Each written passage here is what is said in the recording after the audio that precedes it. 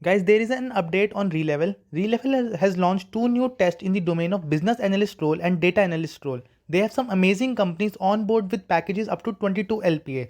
You have to sign up on the platform to check out all the companies like Cred, Upgrad, Razorpay, Yatra, etc. that are hiring from Relevel. You can even try out the free sample papers to access your skills for the test. You just need to score 150 marks in the first phase to qualify for the second phase, and after the second phase a 700 plus score lands you with interview, job opportunities and some amazing re-level swags. There is no age or experience limit for eligibility. If you are 18 plus and you have your laptop, then you are eligible for this re-level test. Their complete hiring is free and the complete hiring will take place in 15 days. So if you want to know more, the links are in the description box. Hi guys, welcome to Code Bashers. Guys, in this video, I will be discussing the latest Mindtree interview experience. This interview happened recently only on 17th November 2021. So guys, kindly do not skip any part of this video. Kindly watch it till the end because you will get to know that what are the types of the questions which are getting asked in the Mindtree interview. Guys, this is the 6th Mindtree interview experience I am posting on this channel, and all of the rest of the Mindtree interview experiences you can find under this playlist. All the interview experiences are present in this playlist, as well as I have started uploading the interview experiences on my blog also. The link of this blog as well as the playlist I will give in the description box. Make sure to visit them for interview experiences. So guys, if you are new to this channel, make sure to subscribe it as well as join my Telegram groups also. I am posting regular updates on different companies which are hiring as well as the questions which are getting asked in them. So guys, now let's start this video, and before starting the video, please hit the like button as well as the subscribe button for this channel. Okay, so as the date of the interview was 17th November 2021. The branch of my friend is IT. The duration of the entire interview is 25 minutes. The first question, as you all know, will be introduce yourself, and guys, please mention only those skills in which you are comfortable in. Do not add yourself into anything which you will not be able to answer. This question is a very important question as your interview is concerned, so kindly include only those things in which you can answer correctly. You can include your projects, your internships, your extracurricular activities, or different types of things like your hobbies. All these things you can include in your introduce yourself, but try to include only those things in which you can answer to the interviewer. I hope this question is clear to you. Okay, so guys, the next question was explain your project. Now guys, again, it is a very important question in an interview. Please mention at least one resume in your resume. At least one project in your resume. It plays a very important part because by your project, interviewer can know that yes, you know this certain technology, and yes, you have worked on it, and you know that how a project is built, what are the different modules in the project. So kindly include one project in a resume, at least one project, because it will put a very good impact on the interviewer. So again, if you do not have any project, you can again mention your internship in the resume, or again there are mini projects, major projects in your college. So all these things you can mention in your resume as a project. So I hope this question is clear to you. But how you have to explain your project to the interviewer? For this, I have made a dedicated video on my channel in which I have discussed step by step points that you have to tell to the interviewer, and what are the most important, or you can say most commonly asked project related question in an interview. All these things are discussed in that video. The link of that video I will give in the I button or in the description box. Make sure to visit it. Next is explain different types of data structure with real life example. So guys, for this question also I have made a dedicated video, because in many companies this question is asked, like let's suppose, what is the real life implementation of array, what is the real life implementation of linked list, DQ, or stack, or queue. So these are different types of data structure. You must know the definition of every data structure, plus you must know the real life implementation of that data structure in the real life.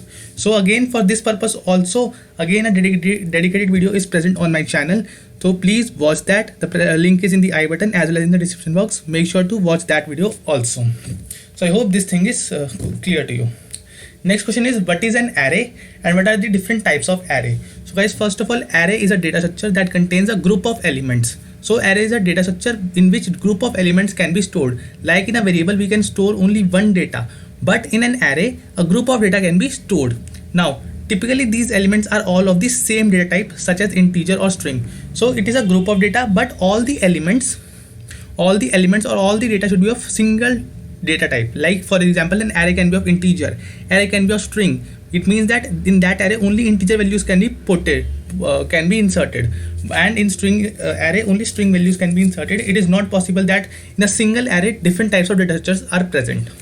Okay, now again, arrays are commonly used in computer programs to store the values that can be easily sorted or searched. So again, array has a very, you can say, very good advantage in a programming system. Multiple values it can be stored in an array, as well as we can search some values from the array. We can sort the values based on priority in the array. So all these things we can do in an array. Now different types of arrays, we all know 1D array is there and 2D array is there, and multidimensional arrays are also possible, and one such thing is a jagged array.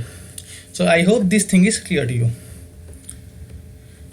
Next is, what is the difference between array and linked list? Now guys, array we have just studied, an array is a collection of elements of a similar data type. So is the linked list. A linked list is a collection of objects known as node, where node consists of two parts, data and address. So again, see, in array is also a group of elements, and linked list is also a group of element.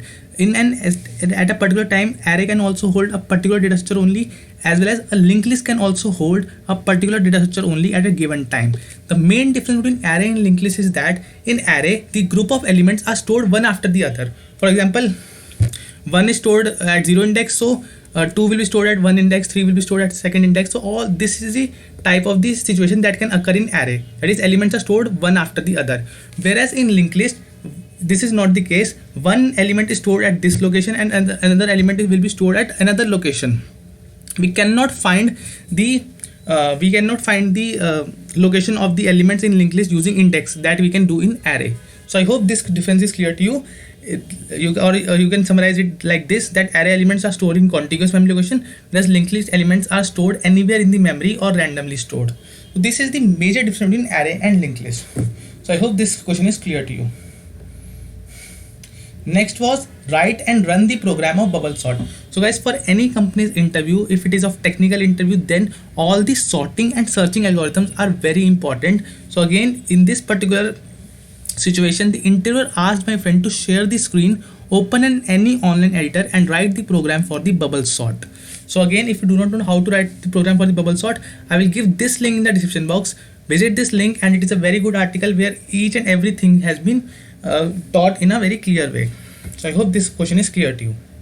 Now the last question of this interview was, explain the time complexity and space complexity. Now guys, time complexity means the time complexity of an algorithm defines the amount of time taken by an algorithm to run as a function of length of the input. So in simple language, time complexity means that how much time our program is taking for execution completely.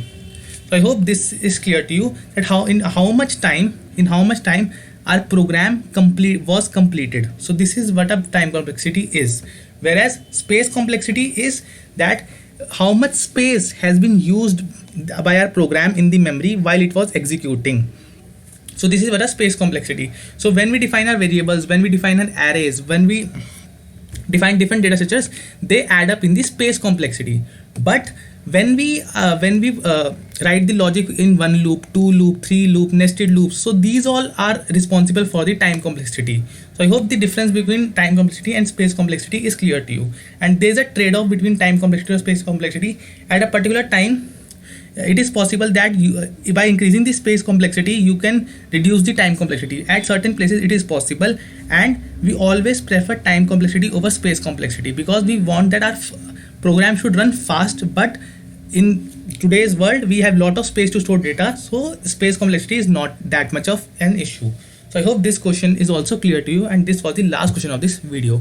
So guys, if you liked the video, kindly hit the subscribe button, share among your friends, because Mindtree interviews are going on. They were today also, they will be next week also. So kindly share this video and make it reach to your friends so that they can also get help from it. And again, if you have watched this entire video, then please watch all the interview experiences that I have posted in this playlist. The link of this playlist in the description box, as well as visit my blog also, because in blog also I have started posting interview experiences.